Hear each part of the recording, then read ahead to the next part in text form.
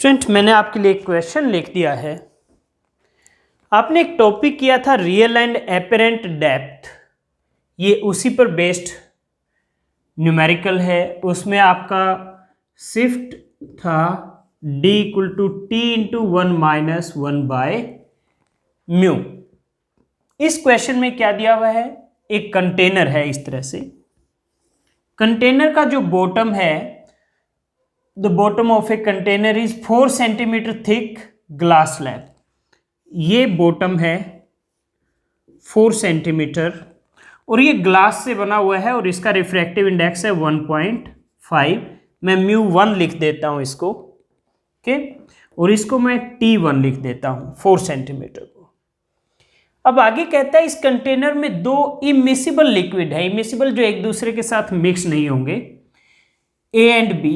एक का डेप्थ है 6 सेंटीमीटर, एक का 8 सेंटीमीटर। मान लीजिए ये लिक्विड A है यहां पर, तो इसके जो डेप्थ है वो TA 6 सेंटीमीटर दिया हुआ है। यहां लिक्विड B है अगर, तो इसकी जो डेप्थ है TB वो 8 सेंटीमीटर दिया हुआ है।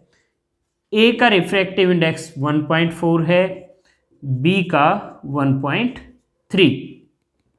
ये कहता है what is apparent position of A scratch on outer surface of the bottom of glass slab when viewed through the container.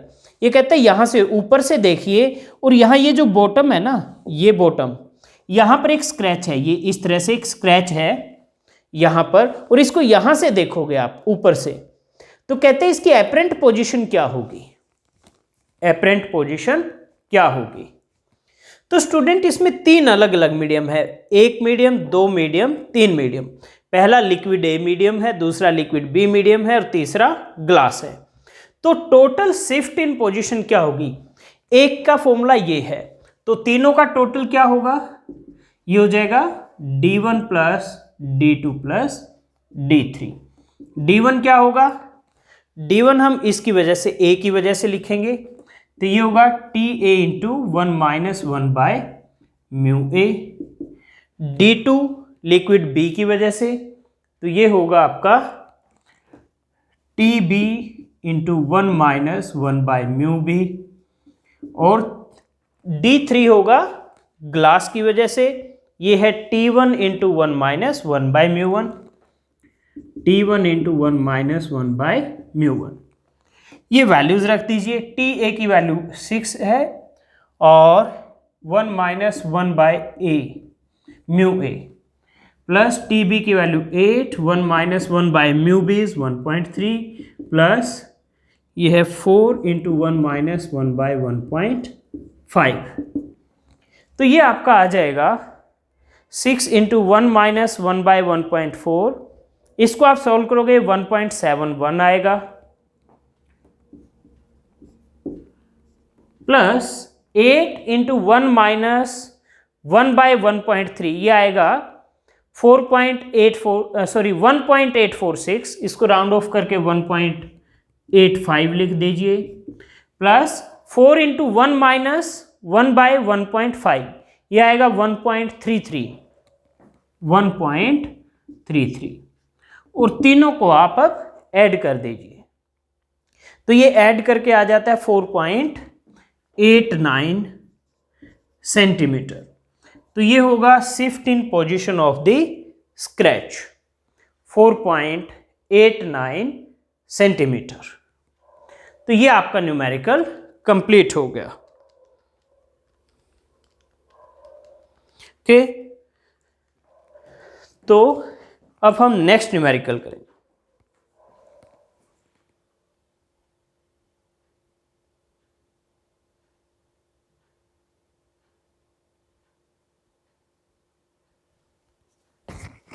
Hello student, ये दोनों question total internal reflection topic पर बेस्ड है। पहला क्वेश्चन है calculate speed of light in a medium whose critical angle is 30 degree. Solution, देखिए critical angle है 30 degree, तो refractive index है मीडियम का 1/30, साइन सी, 1/sin30, sin30 होता है 1/2, तो ये 2 ऊपर चला जाएगा, तो ये क्या आ जाएगा, म्यू की वैल्यू 2 आ जाएगी। फिर म्यू होता है c/v, तो v आ गया आपका c/म्यू। c speed of light 3 × 10⁸ divide by mu की वैल्यू 2, तो ये आ गया 1.5 × 10⁸ मीटर पर सेकेंड। ये आपका आंसर आ गया। कि ये मैं 2 थोड़ा सा साफ साफ लिख देता हूं। तो ये आपका आंसर आ गया first question.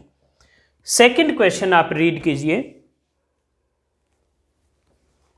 A small bulb is placed at the bottom of a tank containing water to a depth of h centimeter. Find expression for area of surface of water through which light from bulb can emerge. और फिर उसके बाद कहता है what will be value of area if h equal to 80 centimetre. तो solution, आपको ये एक टैंक दिया हुआ है, इसमें हाइट h तक, ये हाइट h है, यहां तक वाटर फिल किया हुआ है, वाटर का रिफ्रैक्टिव इंडेक्स मान लीजिए म्यू है, तो कहां तक लाइट एमर्ज कर पाएगी। देखिए लाइट कब तक एमर्ज करेगी, जब तक टोटल इंटरनल रिफ्लेक्शन नहीं होगा तब तक बाहर लाइट जाती रहेगी।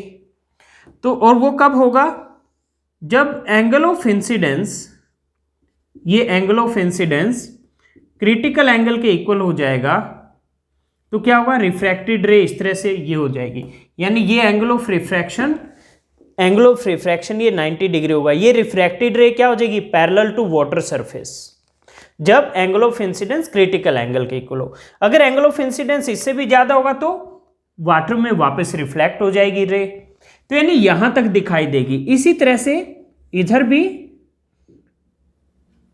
जब आपका I = C है तो रिफ्रैक्टेड रे इस तरह से पैरेलल टू वाटर सरफेस हो जाएगी। एंगल ऑफ रिफ्रैक्शन यहाँ भी 90 बनेगा, यहाँ भी एंगल ऑफ रिफ्रैक्शन 90 डिग्री है। ओके, तो यानी ये एक सर्कल बनेगा, इतने इस सर्कल में आपको लाइट दिखाई देगी, इसके बाहर इधर भी दिखाई नहीं देगी और इधर भी दिखाई नहीं देगी। ओके, क्यों, क्योंकि इसके इधर भी टोटल इंटरनल रिफ्लेक्शन हो रहा है क्योंकि I > C हो जाएगा, और इधर भी टोटल इंटरनल रिफ्लेक्शन हो रहा है क्योंकि I > C हो जाएगा इधर किसी भी पॉइंट पर। ओके, और ये जो है ये मान लीजिए रेडियस R है सर्कल का, यहां से यहां तक। ओके, तो इसका एरिया निकालना है, तो इसका एरिया क्या होगा, πr²। तो पहले R निकालना पड़ेगा, हमें गिवन क्या है, H गिवन है, तो H की टर्म्स में निकलेगा, और रिफ्रैक्टिव इंडेक्स म्यू है वाटर का, तो H और म्यू की टर्म्स में निकलेगा। तो ये एंगल अगर I = C है तो ये एंगल भी C होगा, ये एंगल भी C होगा। ओके, तो मैं इन पॉइंट को, ये पॉइंट O है, ये पॉइंट M है, और इस पॉइंट को मैं N पॉइंट लिख देता हूं, पॉइंट N। ओके, तो in triangle OMN tan C किसके इक्वल आएगा, टेंजेंट होता है perpendicular by base, perpendicular by base यानी R/H, tan C होता है sin C बाय cos C = R/H। ओके, अब आपका sin C तो क्या है, वो 1/μ है, तो cos C क्या होगा, √1 - sin² C यानी √1 - 1/μ²। ये वैल्यूज रख दो, तो यहां से R/H = sin C 1/μ, cos C √1 - 1/μ²। sin C और cos C की वैल्यूज रख दी, तो ये आ गया 1/μ और डिवाइड बाय, नीचे √ वाले में टर्म में μ² आपका एलसीएम आ गया, तो ये हो गया μ² - 1। ओके, तो स्टूडेंट ये वैल्यू क्या आ जाएगी, R/H = 1/μ divide by under root mu square minus 1। Okay, ये होगा, सॉरी मैं इसको साफ साफ लिख देता हूँ, म्यू स्क्वायर माइनस 1, और इसका म्यू स्क्वायर है जो ये एक्चुअल में म्यू स्क्वायर है, मैं इसको भी ठीक से लिख देता हूँ, म्यू स्क्वायर है ये। तो म्यू स्क्वायर का अंडर रूट हट के क्या हो जाएगा, ये म्यू। तो इस म्यू से ये म्यू कैंसिल, ये हो गया 1 by under root mu square minus 1। तो यहाँ से r आ गया h divide by under root mu square minus 1। तो ये तो रिलेशन आ गया r और h में। तो एरिया क्या होगा, एरिया होगा आपका पाई आर स्क्वायर। तो ये हो जाएगा pi H square by mu square minus 1। तो ये एरिया के लिए एक्सप्रेशन आ जाएगा, pi H square by mu square minus 1। अब ये कहता है अगर h की वैल्यू 80 है तो क्या होगा, रिफ्रैक्टिव इंडेक्स ऑफ वाटर भी चाहिए। यहाँ पे म्यू होता है 4/3, यहाँ पर आप म्यू को 4/3 ले सकते हैं। ओके, ये क्वेश्चन में दिया होता है, चलिए हम ये लिख देते हैं, take mu equal to 4/3 for water.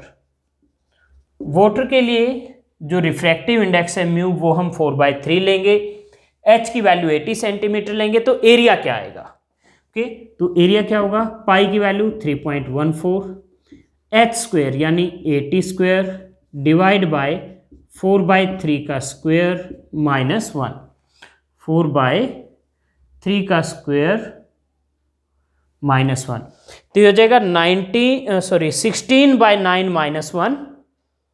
Okay, तो ये हो जाएगा 7/9, 9 ऊपर चला जाएगा। इसको आप सॉल्व करेंगे इस तरह से, ठीक है। ये आप 8th क्लास से करते आ रहे हैं, 8th से भी पहले से, तो ये सब आप कर सकते हैं सॉल्व।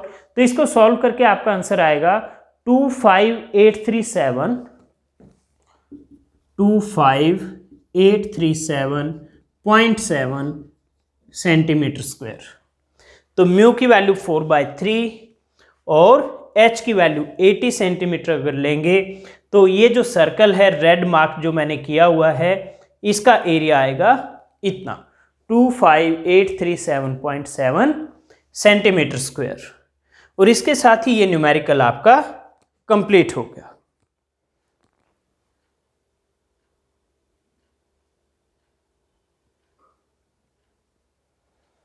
आज की क्लास हम यहीं पर एंड करते हैं। ऐसे ही कुछ और न्यूमेरिकल आप अपनी बुक से प्रैक्टिस कर लीजिए।